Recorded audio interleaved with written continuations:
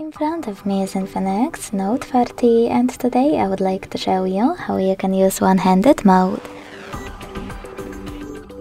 Begin by opening tab menu and looking for one-handed shortcut.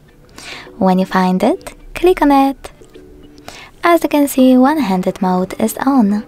To change placement of your list screen, click on this icon of one-handed mode located on the left or on the right. To go back to the standard size screen, click on this X also on the left or on the right. Thanks so much for watching. If you enjoyed this video, leave a like, comment and subscribe. Bye!